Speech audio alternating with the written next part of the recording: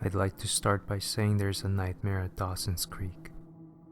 At least, so my atheist friend tells me. My friend, David Tabler. The man's a drunkard, belligerent and disgruntled as they come. He spends most of his time at various bars around the city, downing glass after glass in a pitiful attempt to drown his troubles. And this is the story of how he ended up like that. It was a Thursday night. I entered my favorite bar, not expecting him to be there. But he was, drunk off his ass, as usual. On the few times we'd see each other in the same joint, usually things would become a philosophical, yet hilariously drunken, at least on his side, debate about religion. But tonight, he stopped me. I walked into the bar, and almost immediately, saw him over at the counter. He rolled the ice in his empty glass and ordered another. "Don't you think you've had enough?" the bartender girl asked him, a serious glare of concern in her eye. "Lady," he replied with a drunken slur, "when you've seen what I've seen, enough is never enough." I stepped up and told her the usual thing when I met him.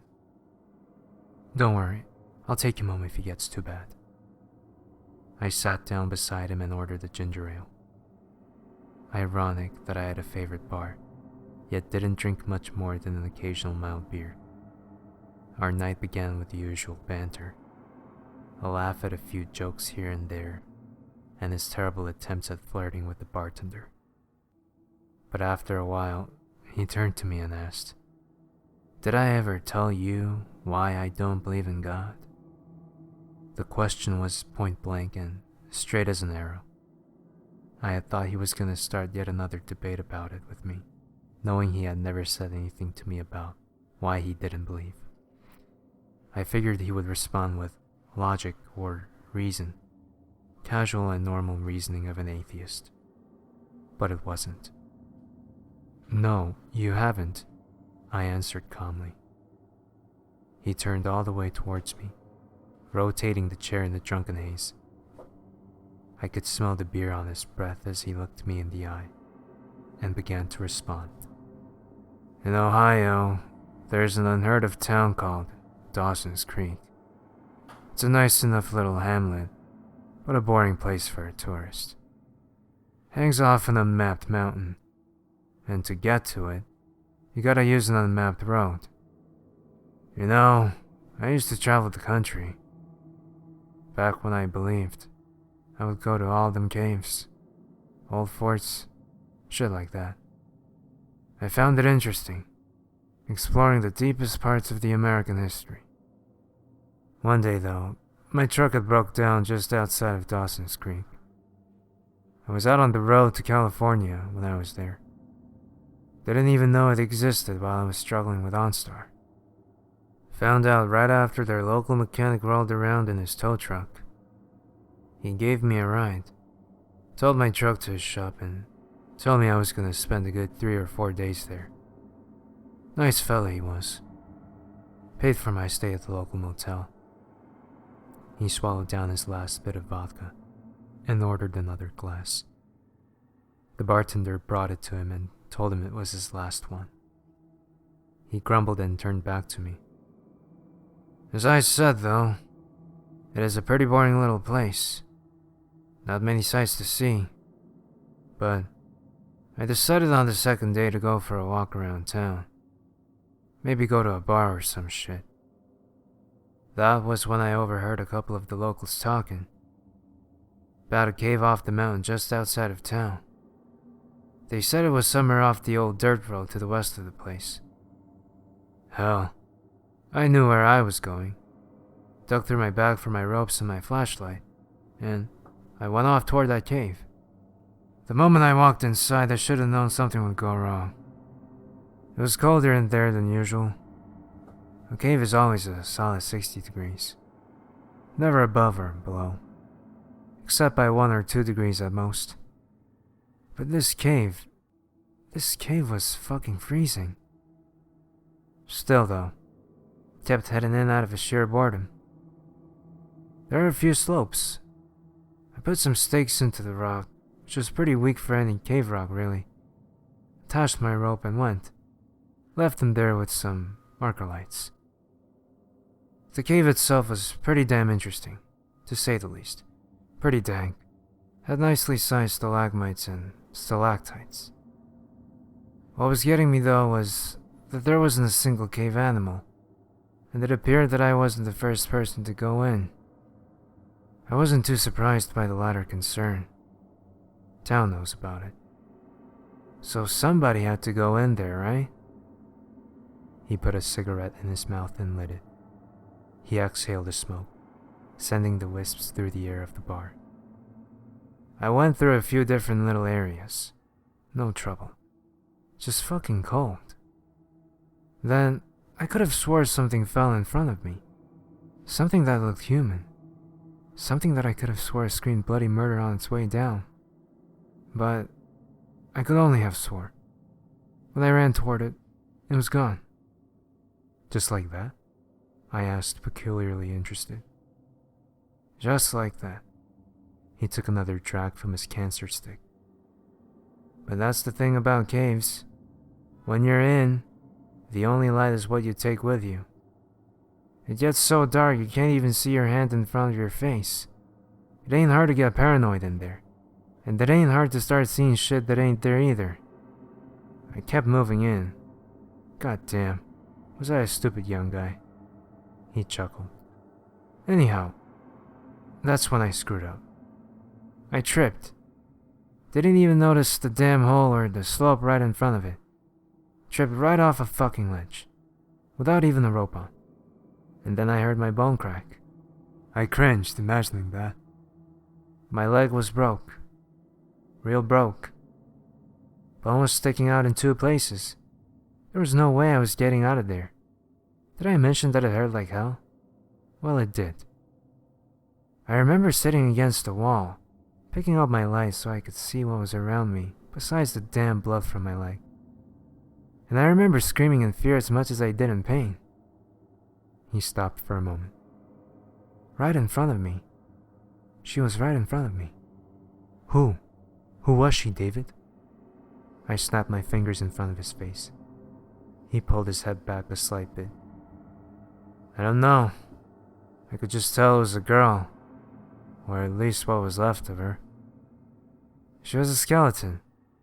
A fucking skeleton in female cave gear. Just fucking laying there. I was out of breath. Breathed in, breathed out. Trying to regain my composure. Crawled towards her as much as my broke leg would let me. Trying to see who she was, I guess.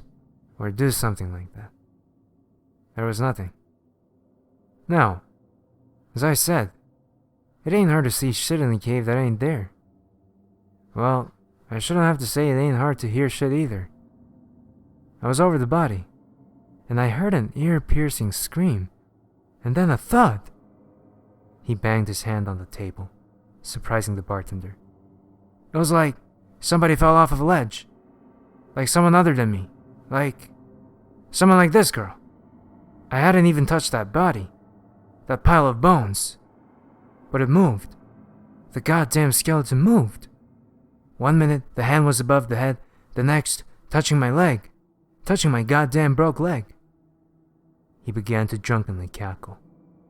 I moved back toward the wall as fast as my body would take me, breathing in pain. Damned leg. And I sat there. That was when the worst possible thing that could happen happened. My light went out. The battery died. While I was sitting in a fucking hole. A dark and cold fucking hole. Didn't even have my pack. And then, I heard it again. And again and again and again and again and again and again.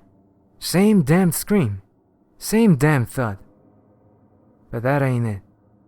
It was getting closer. The goddamn fall was getting closer and closer. I spent what felt like years down there listening to it.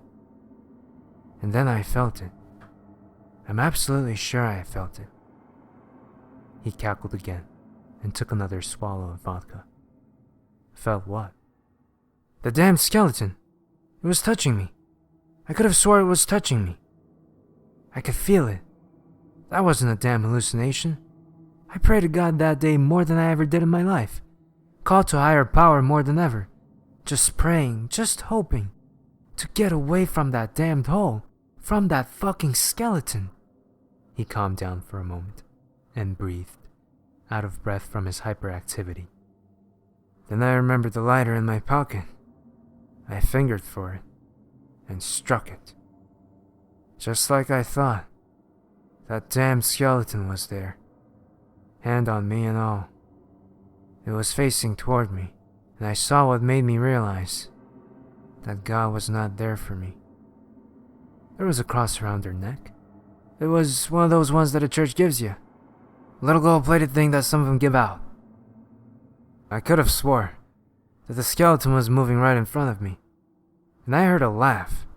Some kind of cackle or laugh or something, and it was coming right from that skeleton. The jawbone was going up and down over and over again. And that's when I gave up hope. I was gonna die in there, and right beside that damn skeleton. But you didn't. You're still here. Bullshit, he chuckled. Look at me. I'm a drunken, soulless old man. But, I replied, is that cross the only reason you lost your faith? He chuckled again. No. What made me lose my faith was the question I asked. What kind of loving God would put someone through shit like that? What kind of merciful God would allow that shit to happen? Even the devil couldn't come up with something as torturous as that. I remember it. Every night when I sleep, I see it. The damn skeleton is in my dreams, driving me insane. Every night the same damned laughing skeleton. That cave, what it contains is so evil in my opinion, that hell itself spat it back out. After you've seen something like it, don't take no logical reason to stop believing in the higher powers. You just know, they ain't there. That girl, she had to have been a Christian, a believer. Just like me at the time. But her rest didn't come. She didn't get to go to no eternal paradise. She's simply in that cave, falling over and over again. That torture, it drives your very soul insane. What kind of God would abandon his follower like that? Reliving a fall over and over again, long after your death? Terrifying, that is. And hitting the ground like that, the way I figure, if you're already dead, there ain't nothing that'll take the pain away. Imagine hitting the ground over and over again, but you just can't die. You're already dead, and unable to do anything about it. And the worst part is, she didn't die instantly. When I had my light, I had noticed something beside her. She used one of her stakes and carved a stone beside her. She carved only 3 words. God help me. God didn't answer her prayers. He left her there. God abandoned her. He cackled again, the look on his face a mix of drunkenness and insanity. But how do you know she was a woman of faith? I asked, blank-minded as to what I could say in response. Other than cross and words she carved, I heard her prayers. I tell you, I heard her pray the same as I heard her fall. She cried and cried for God to help her, prayed she would be saved and rescued. She begged for forgiveness for her every misstep, everything she could remember. I could hear her crying all throughout her praying, suffering from the pain of the fall and being trapped down in the cave. I could just imagine sitting there, holding on to that cross, before finally giving up and carving those words into the stone in a desperate attempt to get God to help you. After every fall, every time, a prayer, same phrasing, same words, same female voice. Hearing those things, hearing that desperation, I just can't see it any other way. He swallowed down more of his cup of vodka. I see. But how did you survive? I asked, curious. I don't know. Was told it was a rescue team. I passed out not long after. Woke up in the hospital, my leg bandaged up. I asked him for the names of the people who got me out of there. They gave them to me. Told me to thank him. And I did. But I was wanting more to ask about that skeleton. The first one I went up to. I thanked him, shook his hand and asked, and his reply solidified to me that there was no God. What skeleton? He asked me back. Sure you aren't seeing things. Can get pretty damn dark in those caves. I would have believed him. I really would have. But I know what I saw. That wasn't an hallucination. It was there. She was there. He took his last swallow of vodka and said, But of course, it ain't hard to see shit that ain't there in those caves.